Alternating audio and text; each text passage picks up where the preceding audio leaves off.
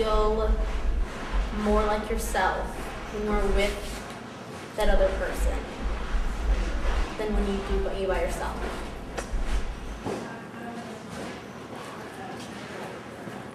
You should have the happiest, wonderful time of your life, and it shouldn't be perfect, but it should be just right, and just romantic, and you don't want to do something, you do it for anyway.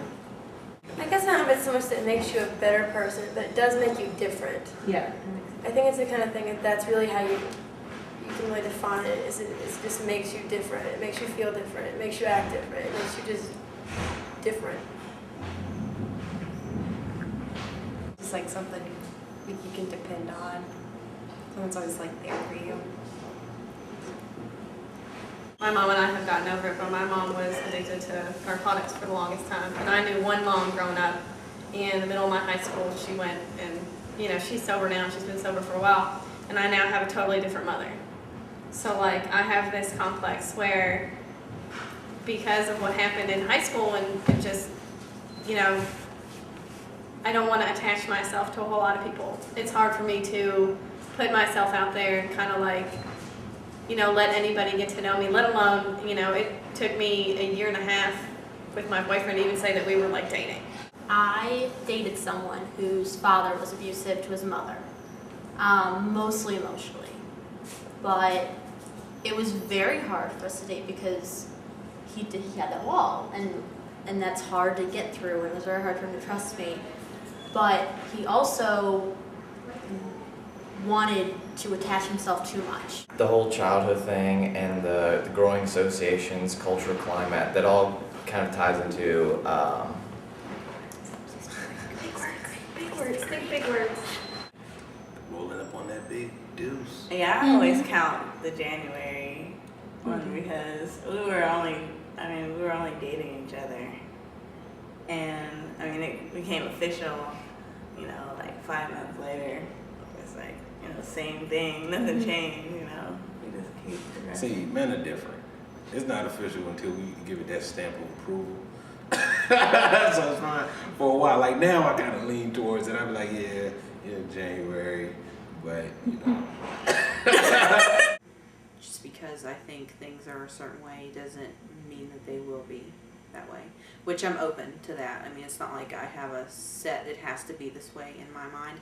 I have it would be neat or good, you know, if it was a certain way or whatever, but I also like the fact that I don't know what it would be like too. I guess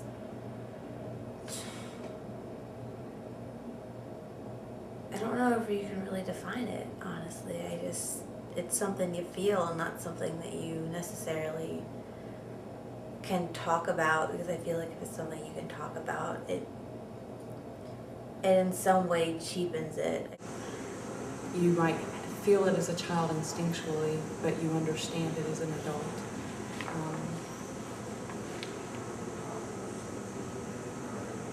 It's when someone can see you at your darkest time and your most vulnerable time and accept you. More of a feeling. It's just, you know, when you don't have it.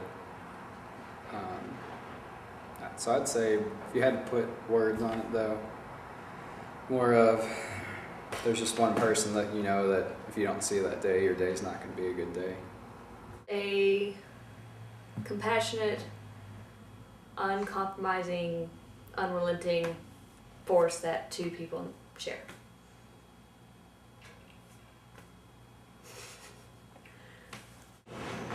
The realization that you care about somebody more than yourself and you're willing to put yourself before, or put that person before yourself in any kind of situation or scenario.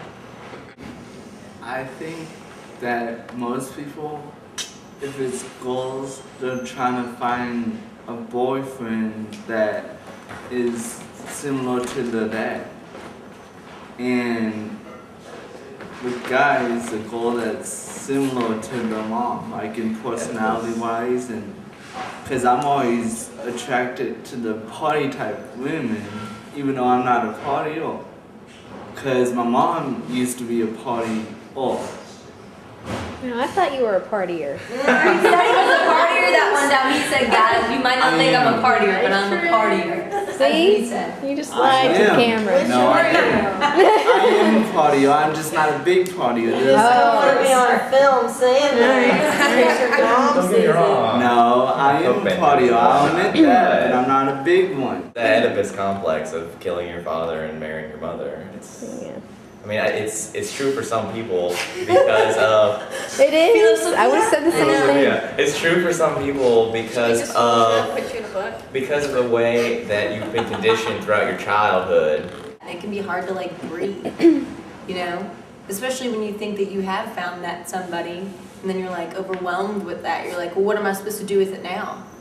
Like, what I guess I'm supposed to get married.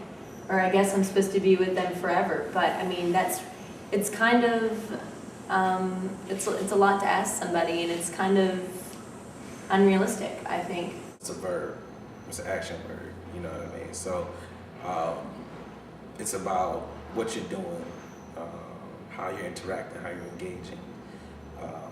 And I'm a firm believer that if both parties are in a relationship and they're just, giving, then neither will need for anything. I know growing up, for me, a lot of my relationships, it felt like, pouring all into a cup, and then you like, can I please have a drop? And please, I'm so thirsty. But